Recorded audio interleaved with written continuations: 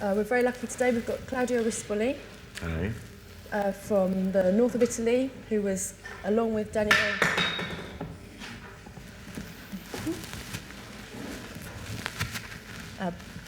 Baldelli, worked at DJed at a really famous club called Baia Degli Angeli, yes. That's it.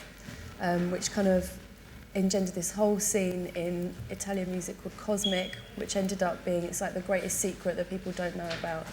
It was this really intense, famous disco scene, which was basically doing similar things or even predating what was happening in New York disco. Claudio now has been part of Gesto Funk for how long now? Yeah, from '93 we start. Okay, so for 10 years now, and we're going to kind of chat through that whole period in Italian music history, your own personal background, and some of the things you've been doing over the last 10 years with Gesto Funk.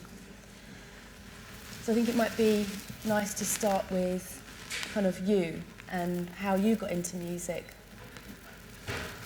Well, I play the piano in National School of Music in Italy, and before to make this to make a DJ, and I start to do a DJ in the like easy. I never do that in the summer. One summer I start in the middle of the summer because something that I feel from the beginning. I do the same thing maybe. I don't learn more than. I mean, I think it's really interesting, kind of what happens to make people. Prego. Sai, sono inconvenienti della diretta. Ci sei? Grazie.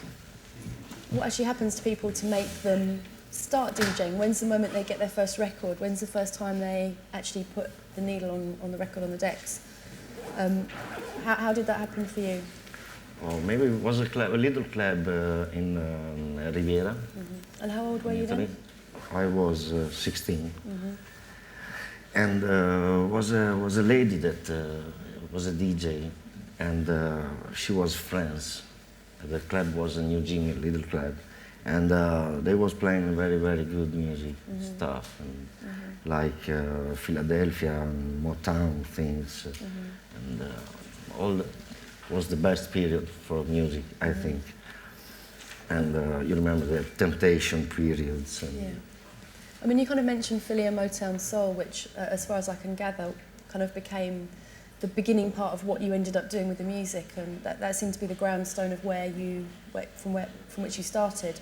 You know, was Philly and Motown, was that sound really popular throughout Italy, or did you have to be a real music fan to be into that kind of music? Was it kind of the popular thing for everybody, or was it the specialist music? No. There is nothing, was nothing in Italy at that moment. Just some club, but the Baia Degli Angeli was something out of what Italy was that moment. And for this, maybe all the people, for make full the club, you have to wait the people that come from long distance as well, you know, from like Milan or Rome. I mean, I guess in order to kind of like understand how this club happened and what it was really like, it's good to get an idea about the general Italian music scene or club scene before it started. So you said that you first started to play at this very small club in the Riviera that was playing Philly Soul and Motown. Was that unusual? Were there many clubs, or? No, was unusual because the most of the club played different music, but maybe like not exactly, but like now. If you want to find a particular music, you can go everywhere, no? And the same was that time. In particular, Baya was a club where we make some in the afternoon. We live together, and it's not people that work in the bar and one work on the door. You know, we are friends anyway, and we stay together all day. So in the afternoon we do something like something for the light or something for dress a particular part of the club, you know. I mean, the club this itself, is not normal. The club itself sounds amazing. You know, the DJ, it was 5 floors, 3 floors, but 5 different levels. The DJ played in a glass elevator that kind of rose up and down between the levels. It was like the most... 2 floors. 2 floors, okay. But it was like the most extreme New York disco. If you imagine kind of your ideas about New York disco in the 70s, your club had it all. Because excuse me, the boss of this club, I think before he do this, he takes a long time around, and a lot of inspiration I think he take from New York, exactly. But he goes as well in Hong Kong, or you know. He went to Congo as well. Hong Kong, Hong Kong. in Japan, the same period, to see what's also technology, or you know, and he comes down with a lot of idea, and a lot of thing was Andy Warhol thing inside, and nobody in Italy at the moment knows Andy Warhol, you know. So is everything was new, but not just for that, you know. Is the emotion that we give, the energy, is something that you can do one more time. So obviously the way that the club developed was partly because of the personalities involved, but partly because the guy that ran the club had been to New York and had seen the discos. Is that right? Yeah, and Okay. he started with 2 DJs from the state. They fly here and they start.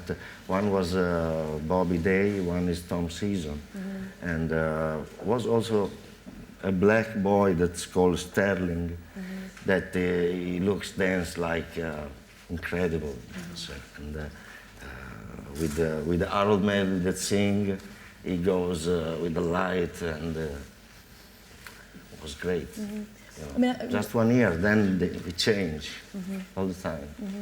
I mean, I think, you know, we do need to talk about the club and about all of those things, because obviously that's something that's, it just sounds like a completely incredible point of history.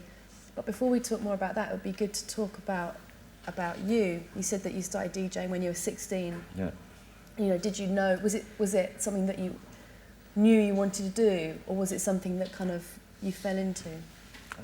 That's something that I can understand, and I don't think so much. I feel like dress. I feel it's mine. I feel I do, because it's just that color, you know what I mean? I don't have was energy, was I like. Now I don't go to work, but I love to do, you know. It's not because I close something. I want to say something, just for that. I mean, you said that it's something that you still do, so we're kind of jumping forwards here, but I noticed that there was an Earth, Wind and Fire gig to celebrate the kind of anniversary of the club. This was last year, was it, or this year? And is that right? Yeah. And were you playing at that? So do you still sometimes play at events? Just You in sometimes- Bologna. Okay.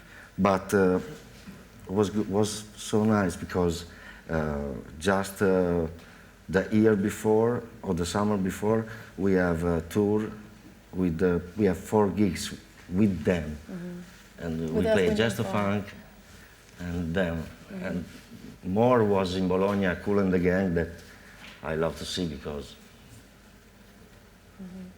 So I bet that must have been a good gig. yeah. I don't think in what they do in Italy for celebrate the club and comes very good. Maybe just in Bologna, because Milano and I don't know, Rome, I don't think they do. They have program, but. And is this something that happens every year? So when did the club close? When did the club finish? Baia Degli Angeli, say, because then changed the name after 10 years, and it's not the same thing. I think the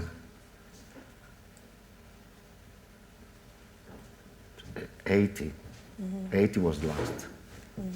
So it kind of says something about how important that club was, or how respected it is that they're still celebrating it on an annual basis. You know, is the club seen as being very important in your area? Yeah, I think in all Italy, the people is some background of that is not normal for a place, you know, or for a disco club. Is more near like a temple, but because maybe you feel like freedom when you think to that, or maybe something magic, because it was something magic, you know. So basically you started out playing Philly soul, Motown, these kind of things, and then eventually you become a DJ and you start working at this club. What kind of music were you playing when you first started playing at the Baia? I tell you, I started playing this little club, and I come friend with these new people that they start in the Baia the same year.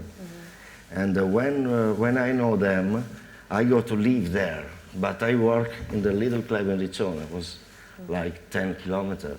And when I finish to work, I go at home, and was Baya. So the first year I... So you were going to the club, you mean? No, I live with them, but I work in another place, because in this place they were the American people work, and I was so young, and I got energy. I need to, I say work, but I need to play. And then I finish, I come back. The Baia was open just the Saturday, and I work all the summer, like every day. And all the people from there come to me, like Sunday, Monday, Tuesday, the other day. And the year after, I start to play there. And what kind of, maybe you can give us an idea about what kind of place this was? It was a place, was something that you don't do for take anything from money, and this is so much important for what we're talking about, because if you take away this from this kind of thing. You mean if you take money issues? No. If you do the club just for make money, you do something that everybody can do. Baya has a problem with the money, exactly different, because you can imagine every time his period is finished, like 3 months, because the winter we stop in May, we close for 1 month or for make some different thing. But the last day of every period, all the bar was open for everybody. So the people comes and take to drink. There is no people that gives you anything, and you go and you take. So the people can take home also bottle of everything, you know. And they charge the bar more than one time. So to 4 o'clock it's possible to find to drink. So this is, you know, it's crazy. And it's no, how you say, no benefit, no, you don't take money. Now they talk exactly, you know, it's something that is for the people. I don't know. Well, it would be good to talk about some of the creative things that happened in the club, because yourself and the other DJs were doing things that didn't happen again in music for many, many years, you know, playing 33 records at 45 and playing 45 records at 33, using drum machines, triggering samples, well, the kind of equivalent of samples. Yeah, this is in the... all these kind of things. But I think it would be great if you could maybe try and give us an idea about the spectacle of the night. Like, what would you see when you walked in on an average night, you know? What's the picture in front of you? I think the most of all the concert is the music, and also the light. And Baya was very, very incredible, because there's a mechanic thing with the big laser on, and this laser was very, very power, and we is the sea. So this was a big laser you had in the middle of the club? No, was out, and this thing goes on every floor. Okay. You know, But also on the sea, if you go on the sea, was the people that was with the Navy that call and to the police because we trust them, you know. So you're causing some havoc with the sailors. There is a lot of technology as well, like what you say, the elevator, and the problem of the DJ on the elevator that you push and you go down and the record, you know. We're talking about 76, 77. I mean, that's, you know, it's kind of like mind-blowing really to imagine this club in the mid-70s in northern Italy that had a glass elevator as a DJ booth. I mean, it's such a kind of disco idea. You know, who was it who actually came up with this kind I of make a crazy DJ, plan? but in the afternoon I make white everything. So you painted the walls You white? know what I mean? And it's something that you do just for your home. You don't do because they ask you, you know. And all the people that work together there has a feeling like that. So we're gonna find all the particular thing. For example, well, before the particular day, I don't remember, was Christmas or something like this. We take all the body of us and we design in the paper of wood, you know.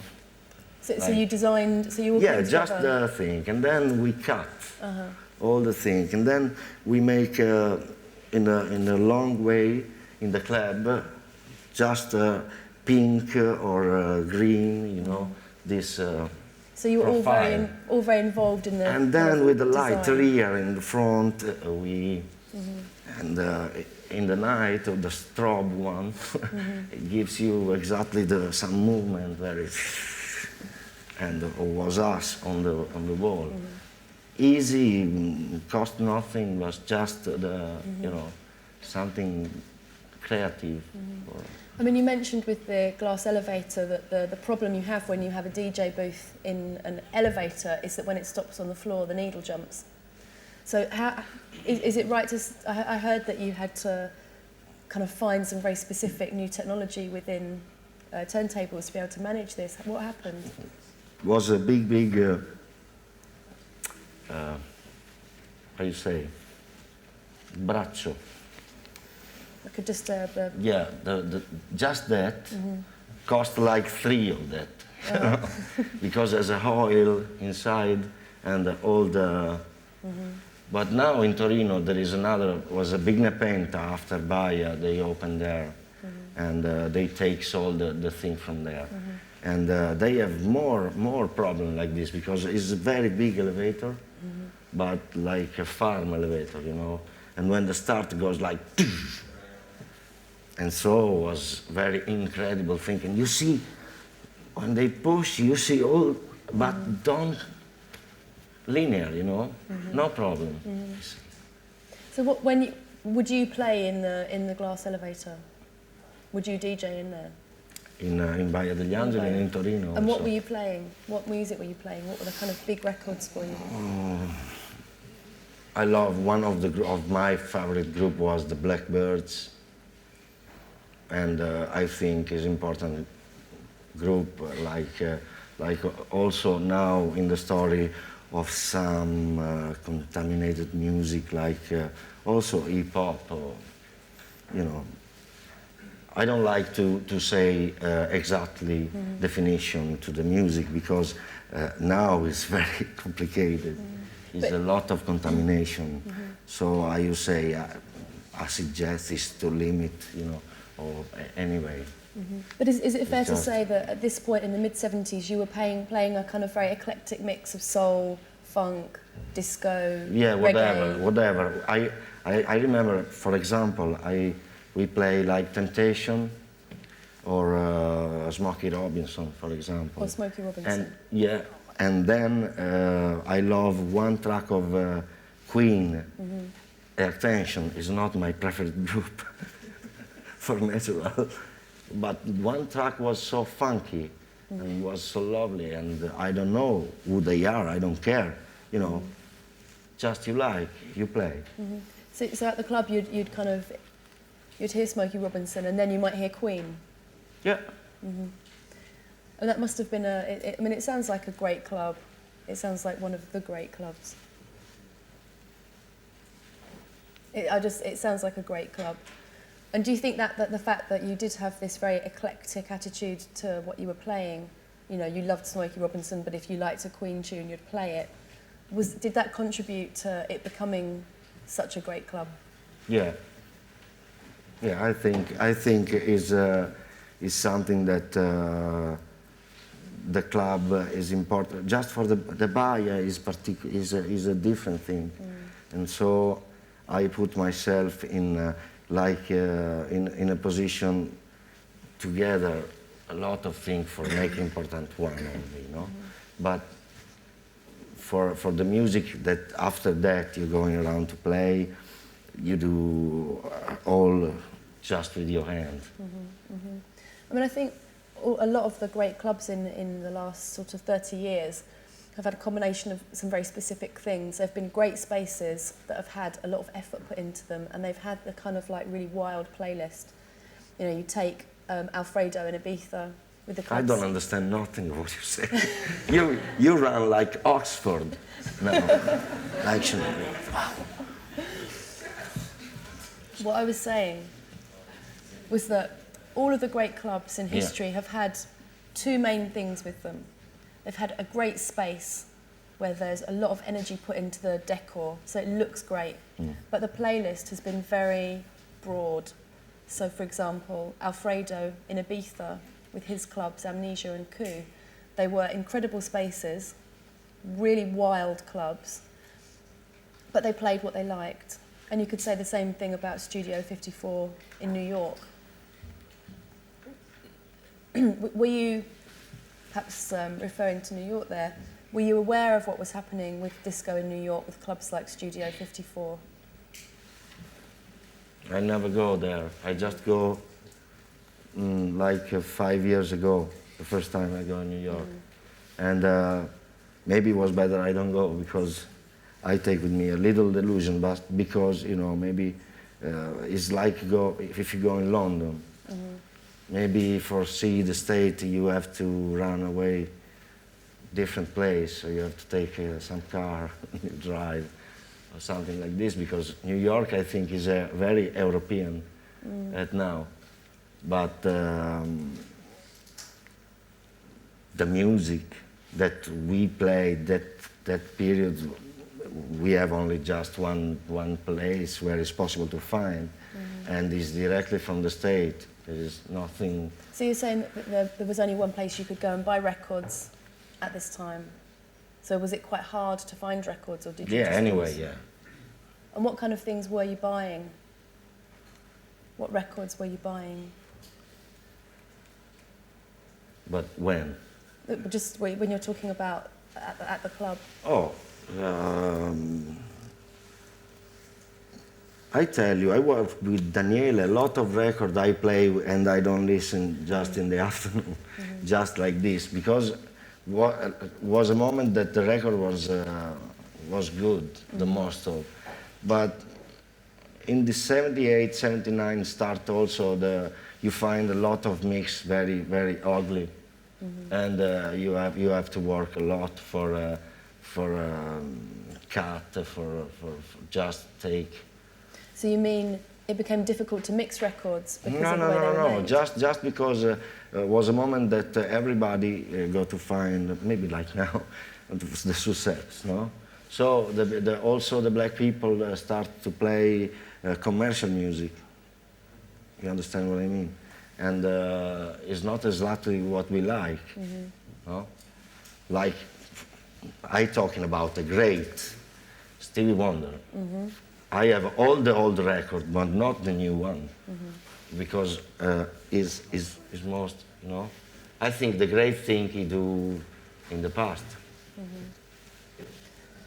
Well, I guess that's something that happens with artists, isn't it? When they have a kind of very strong period and then maybe not so strong. But if we just talk about some of the innovations that you and Daniele Baldelli, who you played with at this club, some of the technical things that you developed were really incredible. I mean, is it true to say that you would play records at the wrong speed on purpose because you preferred the way they sounded? What is the right speed? What is right on? But what's happened now with the cutting and mixing, and, you know, is something that maybe we do before than time, because we don't have a sampler, but we have a micro one. And was a very, very incredible turntable, because from 35 maximum, you are very near to 45 minimum. The difference is very little. So you can, but we're talking about particular music. You can, it's not track like a sing track that comes like Donald Duck, or, you know. It's something that has a emotional thing, and was something that if not, you don't play. So, you know, you do for, it's not a fashion. It's not something that, oh, the people they do, so we put the record in the wrong, just some record. For example, some Jamaican style. Some Jimmy Castor? Jamaican style, Jamaican some style. yeah, so some dub, some first dub, so very slow. You found that like the early reggae stuff the reggae stuff that you were playing responded well to being pitched up. Yeah, the people that play reggae music don't think so, I'm sure. But anyway, it was we was on a dance floor. You know. And what was the response? The light and the feeling. What comes out, just the music, the pump. And so, what was it like on the dance floor when you were playing these records? If you want exactly my sensation when I work anyway, because don't change anything, is like I wait for myself, you know. I stay like this, but when I start, there's something that run on me, and I can't control. There's something natural that I feel like come from stomach, you know. I don't. It's not my mind. It's something like a snake, you know. It's an energy, like that. You can say funk. You can say. I say something that comes out and you don't know, but it's like a psycho thing.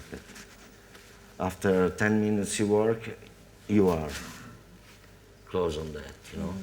And this is like, for me, for what I think is like, I say like my religion, my, you know, is something great.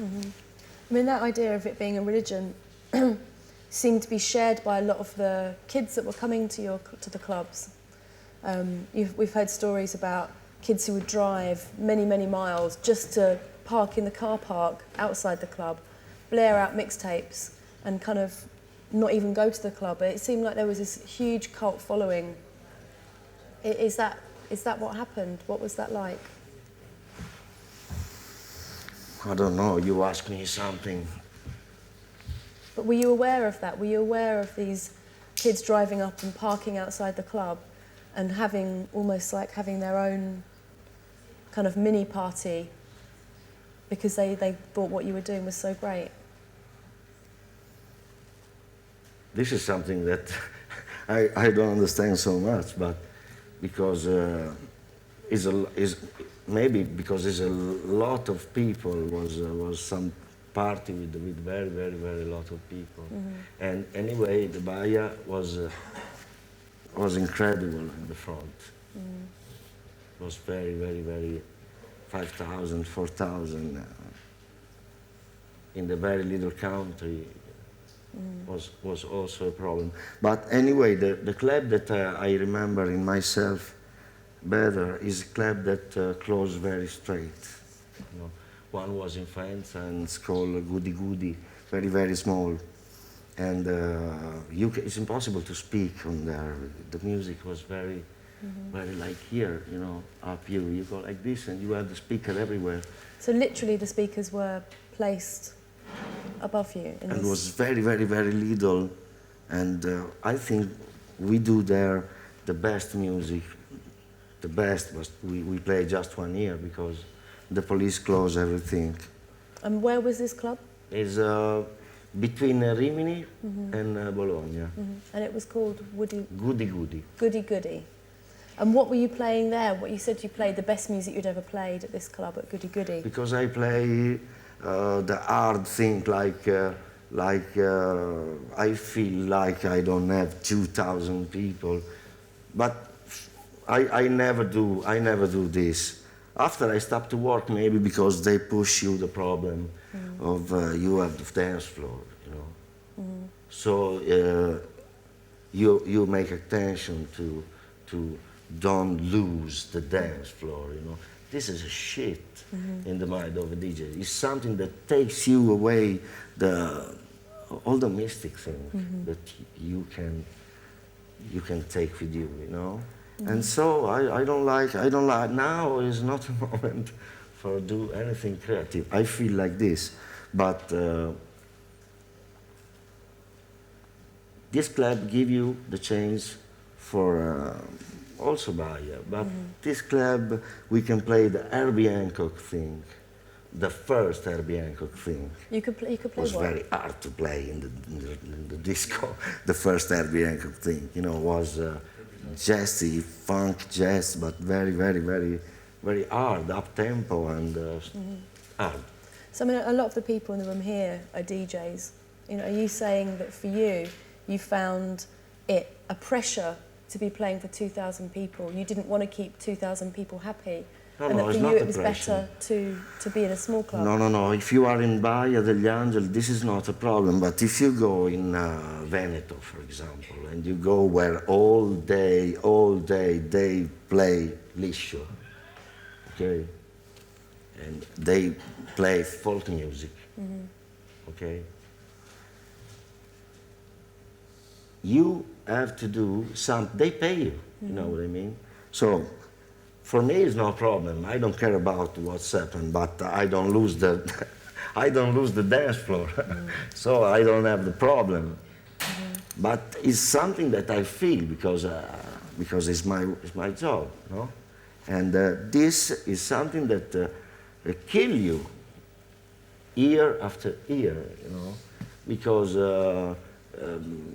in time you don't understand that you don't risk, or you play the same thing that everybody play, for example. And what is the difference between you and the other? I mean, it sounds like you'd kind of by this point developed a very distinctive DJing style.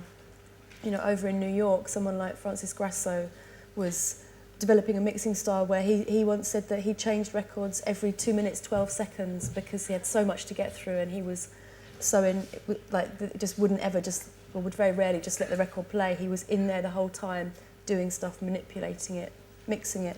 Was that similar to your style?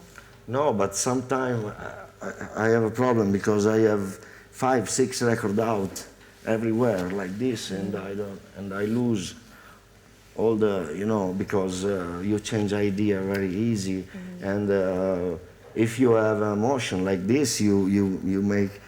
Sometimes I used to play a record that is 1 minute and is finished. And you have time just to do what you have to do, you know? Because it's something that I want to do. But you know that you put and you have 50 seconds and then it's finished because it's just a very little part. So it's possible that, but not like if I have a record very, very good that is long, 10 minutes, I play 10 minutes. I mean, another thing that Francis Grasso, who was again like the sort of in the period where Francois Kevorkian was producing for South Soul and was DJing, and you had all these seminal American DJs coming through like David Mancuso and Nicky Siano. Francis Grasso was. Yeah, but everybody, these people, has one up that for them is the best one. And this Larry Levan. Larry Levan. So he was the one that you liked best? No, I see a film. Okay. this year. And I know the people that produce that. And I see everybody talking about him like art, you know. And I understand that him represents something for them very important for run on this job, you know,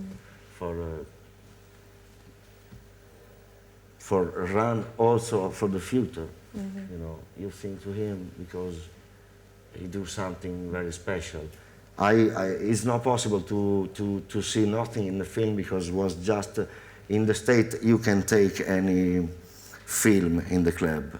It's just from long time. So you there's no film of just a little, very little like second, you know, of thing because the people can't take anything in the club. It was out of was limit. So you had kind of no rules and regulations. People could take drugs if they wanted to, when they wanted to, and it was no problem.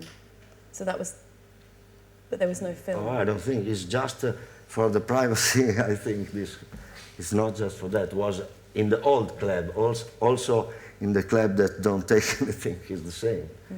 But the people that take something, there's no problem. I mean, you must have some kind of interesting memories from your period working in discos throughout the late 70s. You know, when you think about that time, what comes to mind? What kind of stories come to mind? I mean, Grace Jones used to come to your clubs, didn't Nothing. she? It's a big monument, but just that, because now is now, and live to think to something is not true, you know, because it's like your desire wants something that is impossible to have and stupid, because I think it's possible anytime in your life you have something to taste out, to understand what you can do, you know. I thought about music, of course. So you take energy, you be strong from there. But it's impossible to explain, like what I try to do now, what was. Like it's impossible to do something that, we do this, oh great. You need new idea, new stuff, and something very, very fresh for create something. So you're not really into kind of nostalgia No. for that period of time? No. Not exactly. The nostalgia is just for something that you can see. So it's something like for a planet. I don't know, you know, for example. Not for a period of your life, because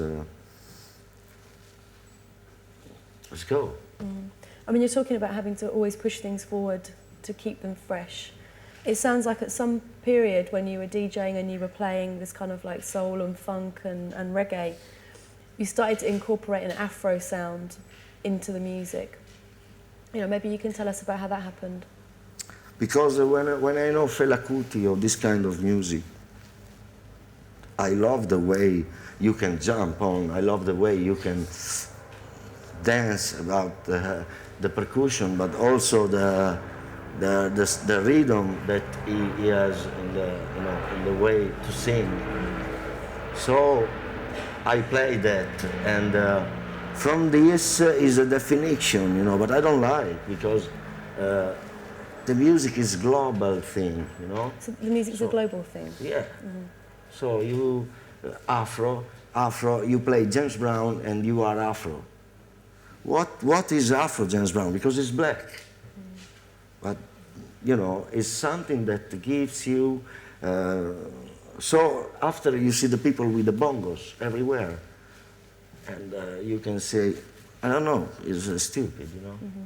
You can dress like you don't need this or this for represent something, you know. So maybe this is a change. Maybe the people gonna find that moment, gonna find for something special of your movement, exactly yours, no? not because you go to dress here or you go to buy something there. Maybe, you know, was also a moment that was easy to do some to the people, very new, you know, Because you're, is that because Italy was very long from the state that moment anyway. But I remember the Saturday comes from Milano. People like 30, 40 boys of Fiorucci staff. It's the first Fiorucci staff that is in Italy, everybody knows, but maybe also in the States. And they were strange people, no? They so dressed are you saying so... that the kids from London came to your club dressed in Fiorucci clothes? No, from Milano. From Milano. Okay. Fiorucci is from Milano. Okay. There's a big shop in Milano. And when they know about this club, the Saturday they come to dance. And they make a promo for us, you know, incredible, because they are people like now you pay for come and dance inside. And they just are clients and they come. This was great, you know. So who are these people from Milan? What did you said? So you said that these days they're well-known people that you'd pay to go and see. So who are they? Just people that work in the shop of fashion, and they come to dance like this. But in the summer you can find Rear the bar was the son of one of the president of Warner Bros. That is in friend with, and they give to drink to the people, you know. Or Carmen D'Alessio was the big PR of Studio 54. And the summer she came to find us, but this because the boys that start the Baya for first time is of Rome, this boy. He live in Romagna, but he's of Rome.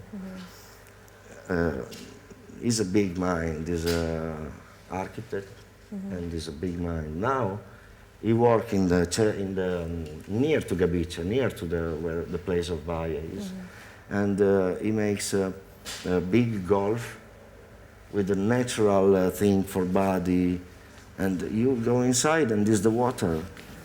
You go in this hotel and you walk in the water, you know. This is is a great people, and maybe if you think if it come nostalgia to him, we can do some new thing, you know, because he know what he do.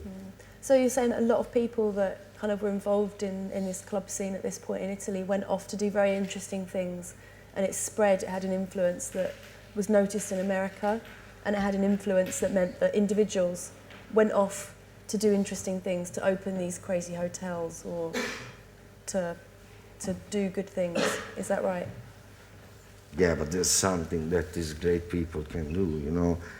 I say this because when the Baya was, Idu, the mind, was him that organized everything, that before then start, he was everything, as in everything in the mind, you know. He was in New York for understand the way to make this great thing, you know. When he come back, he takes the people, but he can say to us, we do like this or we do like this. We just run, and what's come out is this. So is important, the mind in question. After him, the Baya, the life of Baya was a reflection of that.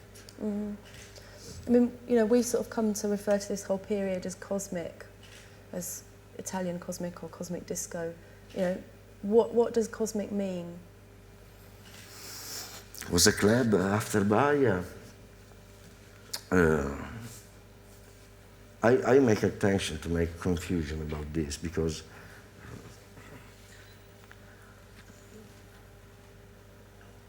for me there is any the period was after and was very straight on, but was the start.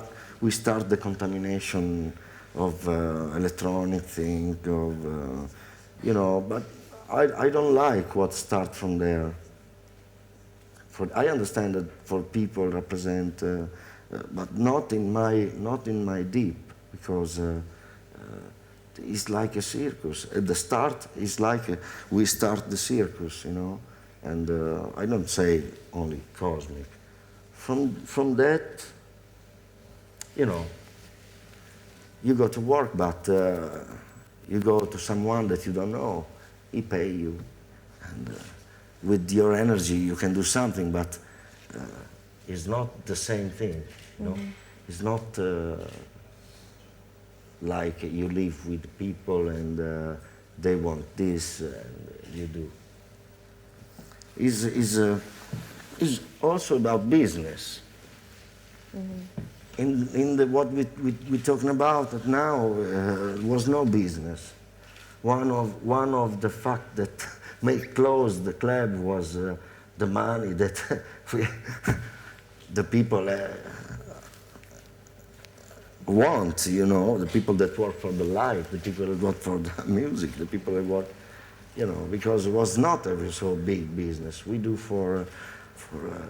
because we like. I mean, a lot of people here will have had the experience, you know, people who run their own clubs or DJ a lot, of that problem of clubs not being able to work because too many people want too much money. What advice would you give people who are running their own clubs, who want to put on really special parties? What's the most important element to putting on a really special party? If someone asks me to go to make a night, also now, I don't go because I'm stay good now like this. But there's one club that if they call me, I go. And it's in Perugia. It's near to Perugia. Because it's very different. And it's just black, there's nothing. It's like cultural place, no? It's like a cultural place. Yeah. Just with the speakers good system, and just music. So if this guy call me, I go to work. Daniele called me this summer, I go. But if they ask me, oh, you are interested to come to make a night, I don't go. But what advice would you give someone? I mean, obviously... It's what you say, you know, I tell you this because it's not the how much is big the name of the club, but what you find when you go, like what the club gives you when you finish to play. You know what the club gives you. You can go away and you say, oh, great music, I can play good music. Or you can go away and say, oh, you know. So from a DJ's point of view, it's all about being able to play the kind of music you want to play and feeling like people are doing it out of love rather than money. Yeah, it's like if I go to work with my like Daniele or like I don't know, I can say a lot of people that work with Daniele, and they do half a thing, but they do also something that is very long from what I do. So for me, it's hard. They don't understand, but for me, it's hard because the people anyway wait for one kind of music, you know, but they want that, and this is something that anyway I don't like because I can play whatever if I like, but after maybe they say, oh, you don't play this, you don't play this. Oh. It's also people that you play funky, but funky then more than that is not, and they come to say, oh, you don't play funky. Yeah, I'm sure that everybody here who plays has had that experience of people kind of trying to pressurise them into playing in a certain direction. But one thing I did want to ask you about was the kind of move into production, because I guess around the early 80s you started making records as well. You know, how did that happen? The record in question, they produced me, and was not very good experience. Was good for what we do at home. Then in studio was not very incredible experience because we gonna fight on on the system of Italy. The producer was the same that takes out Laura Pausini, you know, and it's very long, like idea from us, and was not great experience, but was great because from that I understand that I have to run away from that kind of close stuff. So I start to work for myself, and I take first a little 8-track and the first mixer, and I start with little studio. And then I change every year something. And I come big. Now I have a board, very big, 64 channel, and all at home. I don't sell the studio to anyone. This is great. Everything is great if you don't need to live, to eat with the music. Everything. The best is because it's something that is very dangerous, you know, because you have to run on yourself. If you need to eat from your work, after some time, you put the shit on the music.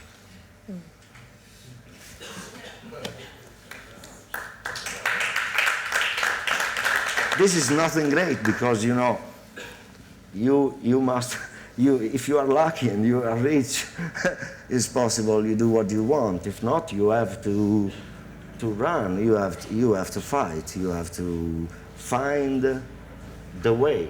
But anyway, if your energy is light, I think it's not now. I think it's not next month. I think it's not, but next year maybe, or 2 years. And you comes out anyway. I mean, we had an interesting question yesterday. The guy who runs Needs Not Wants label in Frankfurt was here and was playing a load of records that had inspired him, plus records he produces himself. And someone asked him, "Can you make a living from music?" And he said, "No, of course I can't. I have a day job." But for him, it was so kind of obvious that he couldn't make music just from putting out these kind of very beautiful, lovely records, and he needed to do something else. You know, did you find that production and actually making music was something else for you, that this would allow you to just do music? Yeah, anyway, we're talking about a little, you know, we don't represent any interesting for, and I'm talking about Just Funk. It's something that is in Europe is running, you know, but anyway, we don't represent any interesting for a big label company, or because the number is, they wait for other things, you know. Is I say is something for low people, not many, you know. It's quality. So for the quality, you work different. So should we play this Brazil art? Yeah, it's very old. So this is kind of like from when you first started producing music, and when the whole kind of. I have to spend some for you, because maybe they ask me to take with me something, but I don't take nothing. It's true.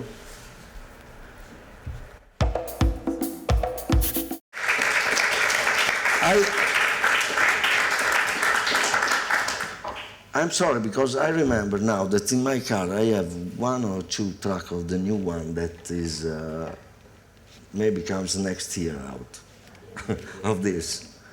Because you asked me, you know, I don't think to this. I think to just a fun thing, because this isn't is not coming out next time. Maybe next year. It's already, but It's not my job. I mean, there's a kind of great kind of percussive middle section to that tune. Yeah, it and was you a were saying black boy that live in Rome. That play percussion here. This is one of the great conga player in around Italy. And was this the kind of thing you were doing with your DJing as well? With that kind of whole... Yeah, I play with the record. The difference is there. But also with Jazz to Funk, we have a session of very, very hard of percussion between the sampler, but also the percussion player and the drummer. We are 11, 12 people on stage. I mean, I think Davide played some of this when he did a talk on Italian music, but in terms of the whole percussive thing, it would be good to have another quick blast of the Jingle Maasai to kind of show where you were coming from.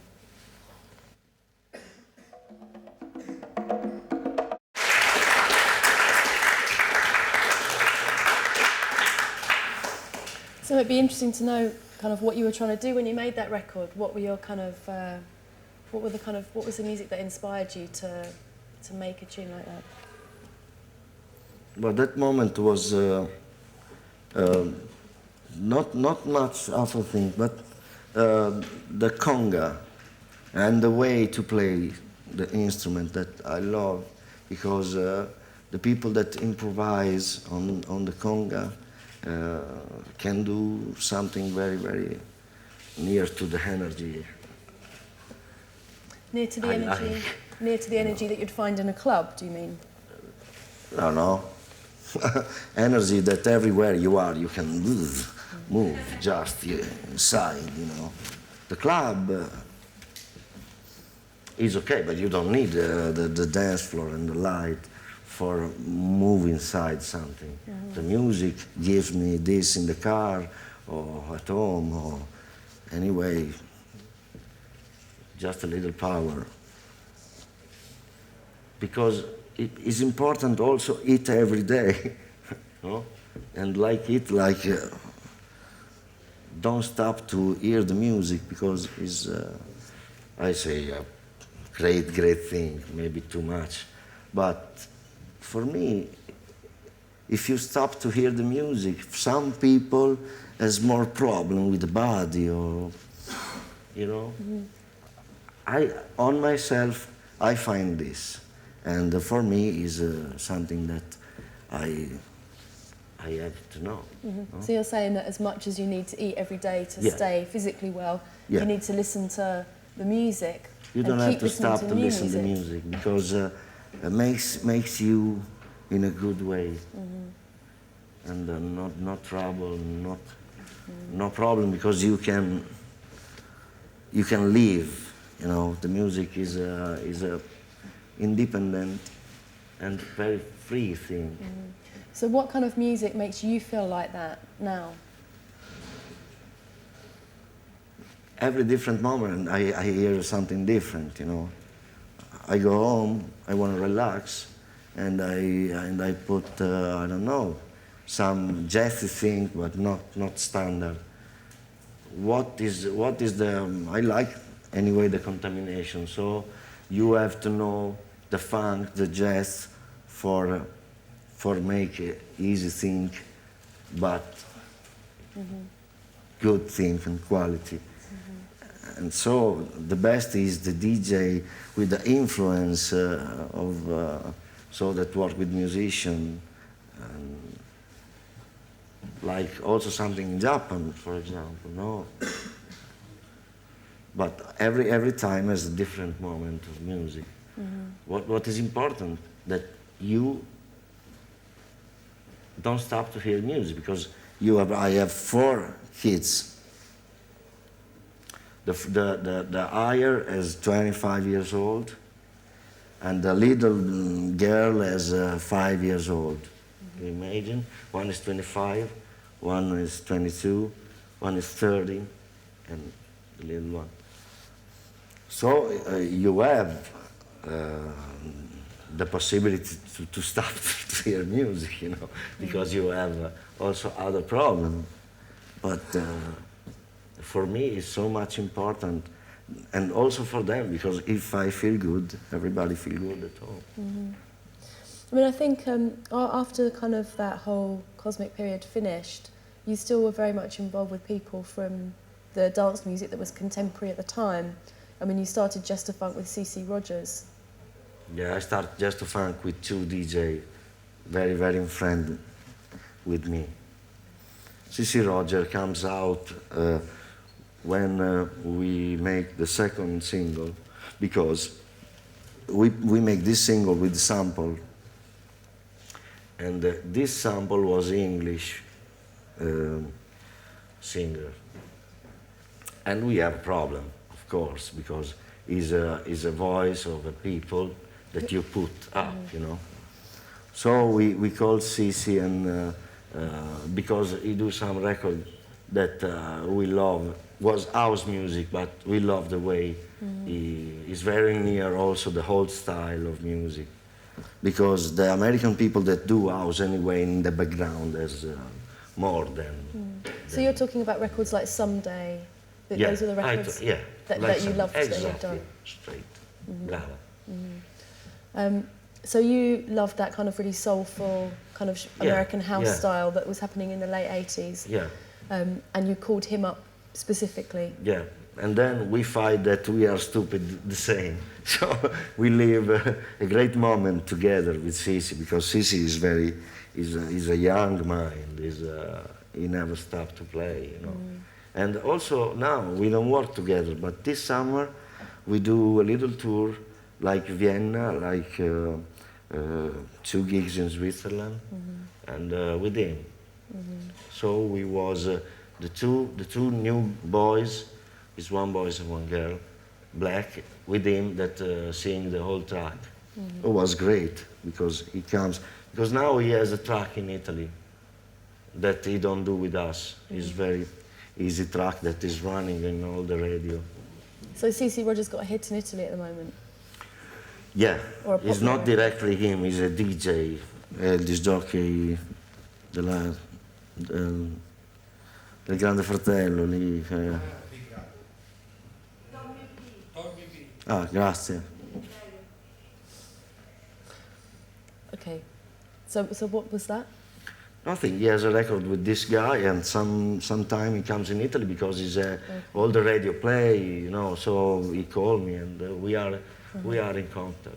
And also kind of in later Just to Funk albums, you worked with Jocelyn Brown and other kind of singers. Obviously, she comes from the kind of like disco and soul era, but Yeah, it's very hard work like this, because you can imagine Jocelyn Brown she's very, very big singer, but for her it's like you know, easy. I do. Yeah, we make a good thing, but we work one day, and one day in studio you can do good, but anyway you have to run. I don't think you can put up the great composition, but a good song anyway.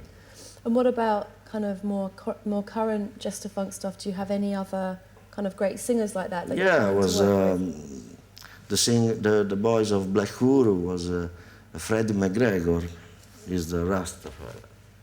So you're saying Black Uru? Yeah, You're working with some of the singers.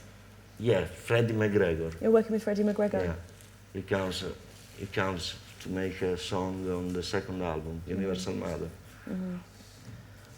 But I mean, what about, because obviously you've had a lot of good people working with Just to Funk in the past, but what about now? Do you have any plans to bring over to bring different singers into the band? Yeah, we are all the time open to have new contact or new. It's hard to find what we like, because you know, seeing that kind of music is not easy. You need a very big background in school, I think, and maybe for this, the people that comes to sing with us, they are black, you know, because they have in the culture. But there's no problem if I find a white thing I like. There's a lot of people like Gino Vanelli, for example, that I love the way he sing. We are open. Now we have one girl that live in Rome that sing with us. Also the track of Ceci Roger is an art track. She sing very good. And a black boy, like he's 50 years old, and he come from rhythm and blues or this stuff. So as a band, Just a Funk, you're still touring and you're still making records? Yeah. Okay. We haven't got any Just a Funk tunes to play today, unfortunately. I'm sorry, it's my problem. It's okay. But so, you know, when can we expect the next release? When will the next Just a Funk music be released? Well, I can tell you. Because I finish. I work in the studio for 15 years, and the studio has very, very broke, very deep and very dirty. Because we use the studio like we live, like we sleep, like we eat. So I don't say to my friend, don't smoke, or, you know, and after 15 years work, I have to You need a clear out. cut away, takes away all the cable, and I don't remember how much they was, but now I know. And I do one more time everything. So now is 1 month I finish, and I find, I don't go in studio just because, oh, it's new and it's close. And I find the good way for go, you know. Because it's a long period, relax, stop, just hear the music and don't produce anything. Also because we going around like August, July, and we have to go now in January. I hope to go in Germany after January, fast, because I think you can play good that part. So you have the clear out and some more music will come? Yeah. Okay, well, I mean, I think before we wind up, it would be good, because as I mentioned, everybody here is kind of a DJ or a producer, or they're running labels, or they're running clubs, they're working on the radio. What would be kind of like the single piece of advice, your best tip that you would pass on to people who are at the very beginnings of their careers in music? Do one more time the... I'll wait for the airplane to go.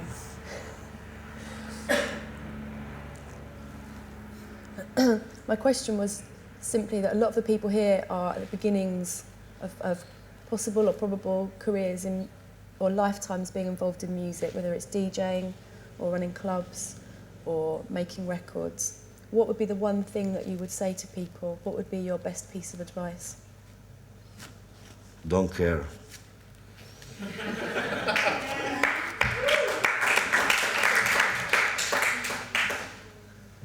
Because if you think that there's something that they don't give you, you are dying. You just take, because I tell you before, if it's flower comes out, or, you know, if because it's hard. Maybe you have something to give, maybe you not, and it's all the time is the people that has to say this, you know, because this work alone you can go. You don't do nothing. You need. But the difference is this: for make artist, I think you need long time. Because if not, after 2 days, I don't know exactly what's happening, you know, because the real artists, they have to take what is of them after the story is running, you know. And you have to fight, you have to live your dimension, and it's not just a dream and cake.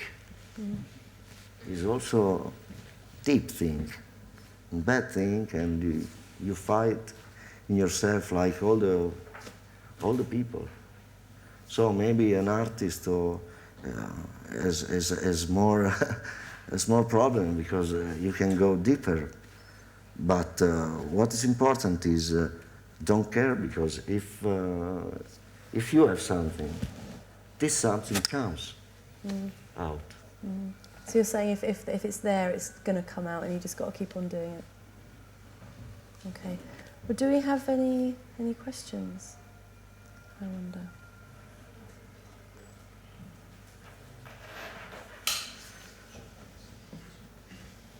Okay, we've got a question over here.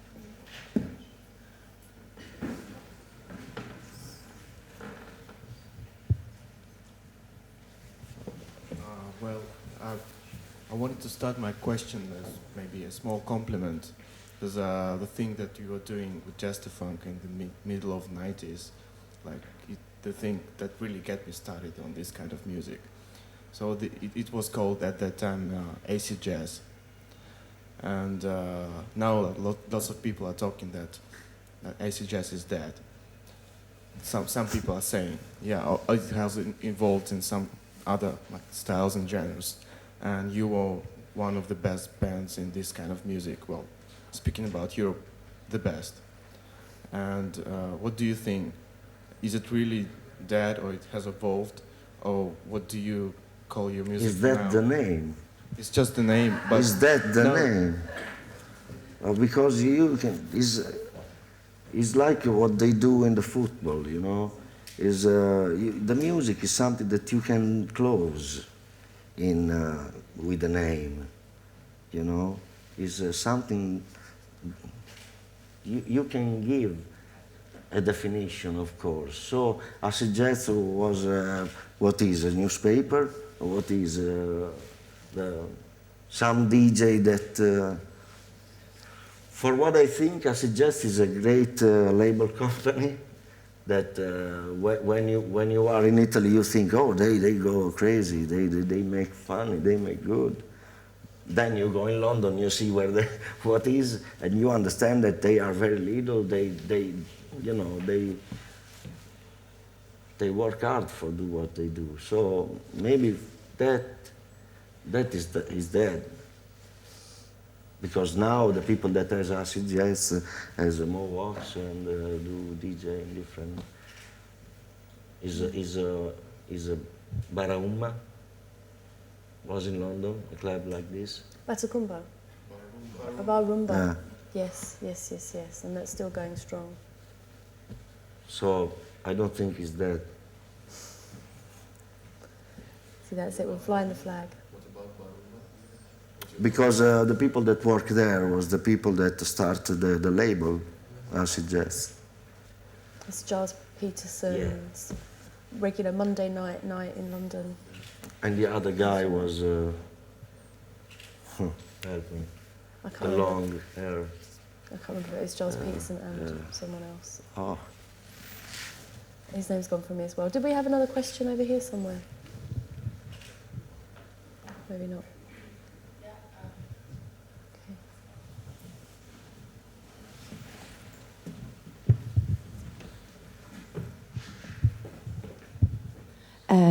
What's the equipment you're working with, or what do you have at home?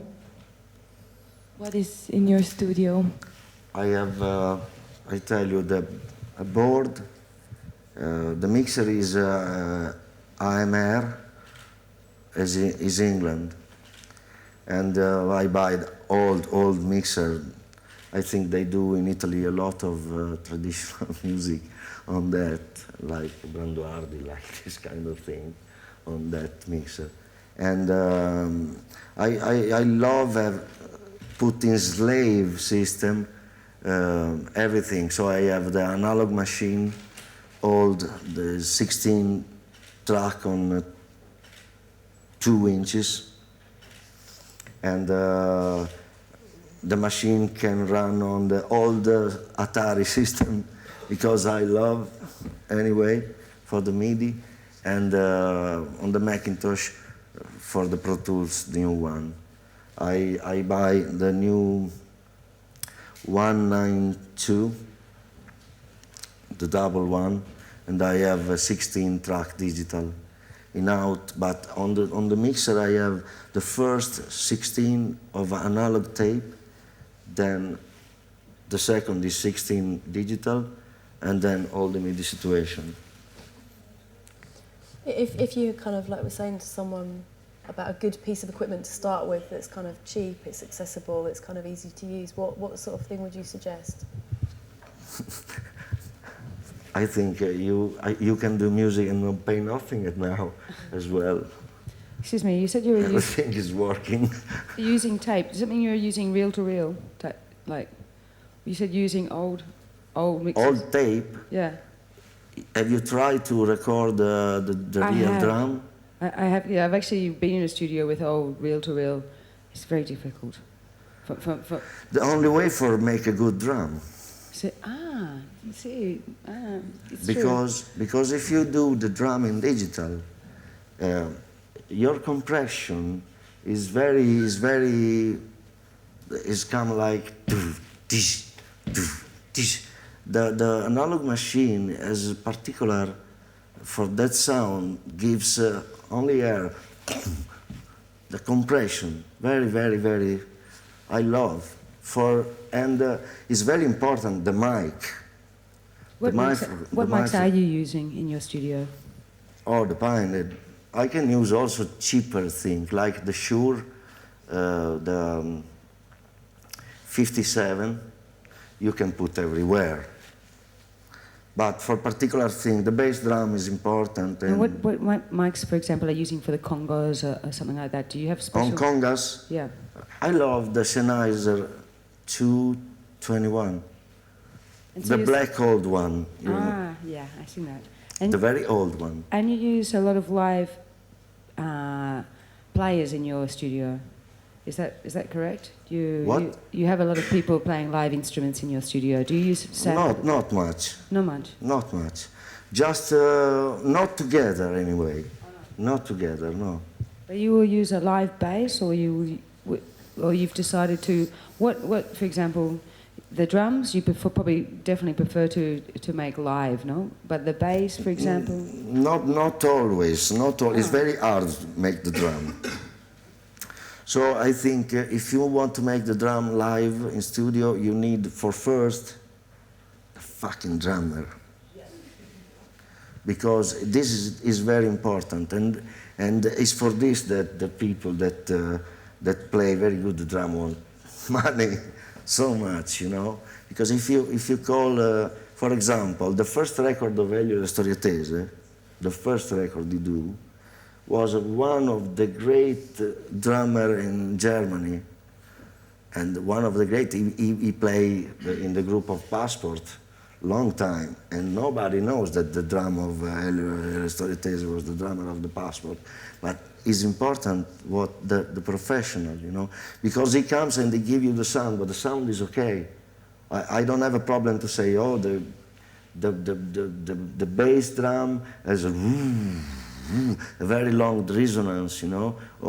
Yeah, I heard that. That was great. This is a problem that you can find everywhere. So there's a musician that comes and all the thing is ready for playing. And in your new record that's coming out next year, is there something exciting in there that you're using that it makes it different from the old records you produced before?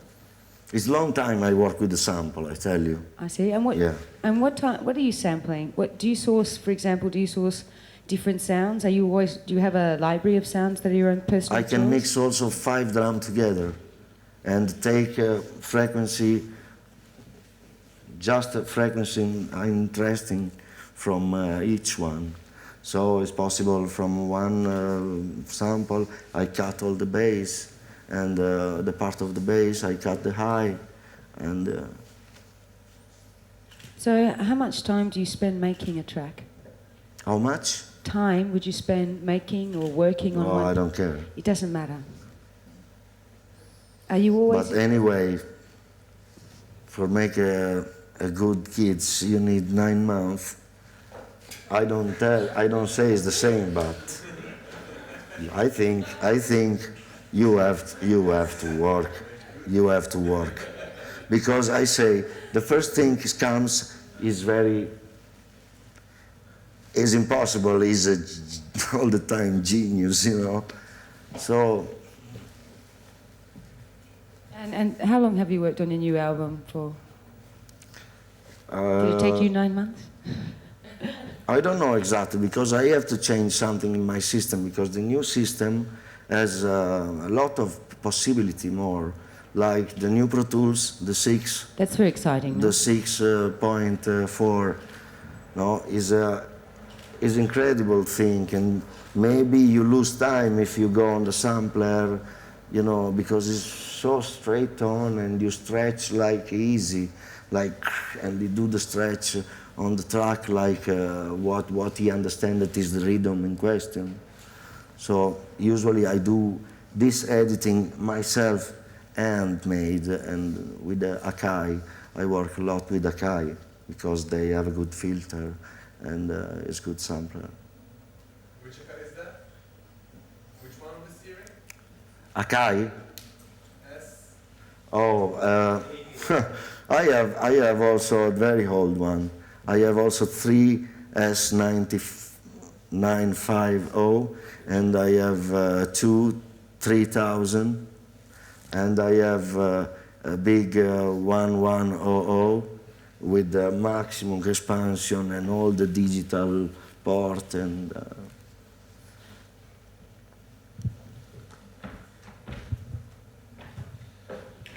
Well, I'm so glad that you mentioned the Elio Le Storitese, that, in my opinion, is one of the greatest bands ever that came from Italy.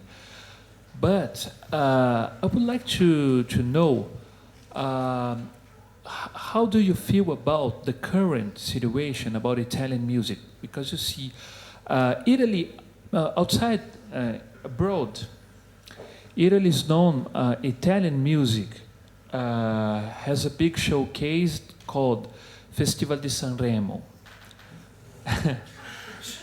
I tell to them to do something, but as far as I have seen, in the Festival di Sanremo, the real good Italian artists are not represented.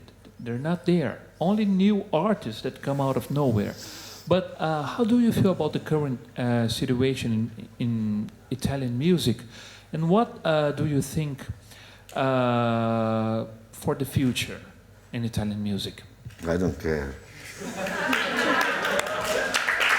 It's not my problem. My little problem is what they think of us. Because Sanremo run everywhere, and I ask myself, what they think of us, you know?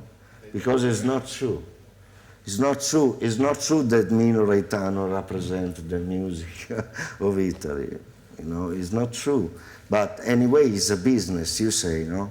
It's a business. I think you have, if you go in the state, you understand that the Italian people that live there represent a big business for kind of music like.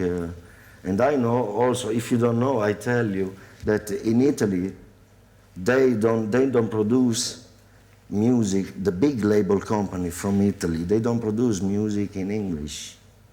You know what I mean? This because they say like this. So you understand that is what they want to make. But anyway, we have a great artist. You know this. But also the great artists, you know, we have Lucio Battisti one, for me, was one of the best, there's no limit. But he tried to sing in English, and this is a problem, you know. Elio Le Storitese, they're great.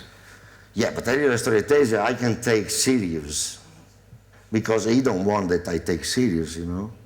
Is the mind, is that. They run on what they say. I'm sure that he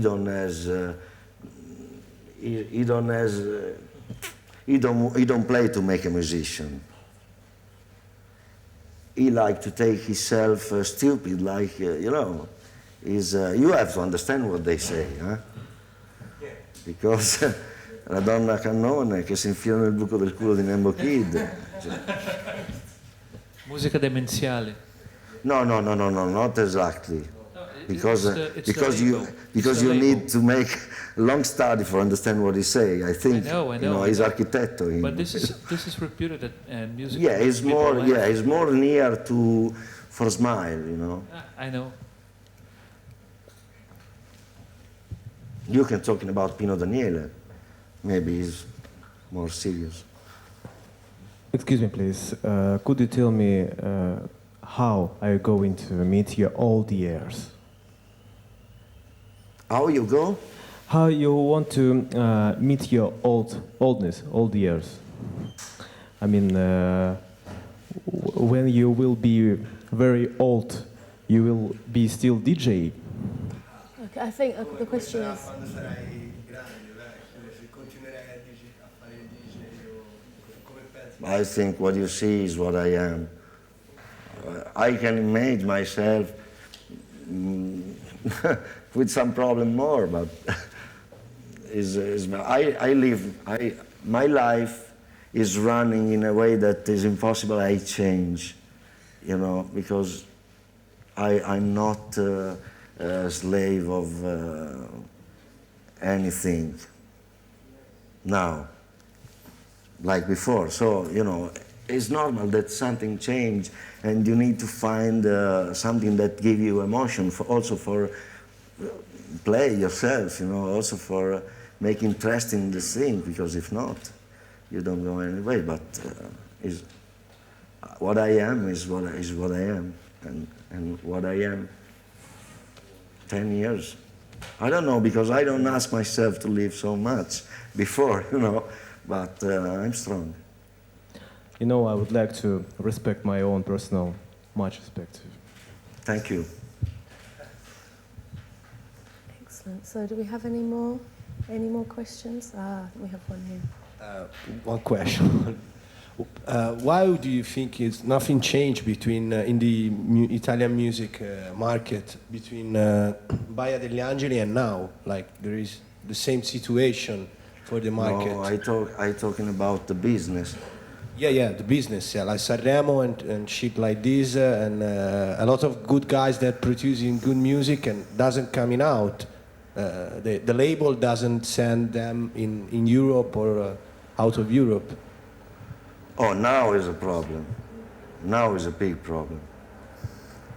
So now the possibility is very, there's no many, but I think one of the problem comes from a lot of things like internet, like this kind of thing. The people that sell the record find another way to take up money. So they say, oh, we don't sell no more CD or records. What do we do? This is, I tell you exactly what I hear, you know, in my stuff directly. So they have, of course, they have a record that is running, that is running good in the radio. But the problem is, you know, I talking about, you know, when Baya was in the big moment, was not everywhere like this. No, was not everywhere like this. Was only that clever. But so in that sense, I say nothing changed like this. But there was stickers around all Italy. I remember the stickers of Baia Degli Angeli since I was young. I was walking in my city and see in every corner the stickers. So it was a very big like event in Italy, and everyone knows about. And if they invested in a right way, they can change and make it popular. Like also for the selling of the LP, and they didn't do. And as well, they didn't do in the past, they don't do now, so why? You're talking about Baya? No, nowadays they don't know what they have. They don't know what they have in the end. They don't care about this. It's people that is the same, they have a hotel or autogrill, or it's a business. So they don't care about what was Baya or what they care about how is the way to put inside 3,000 people. Just that.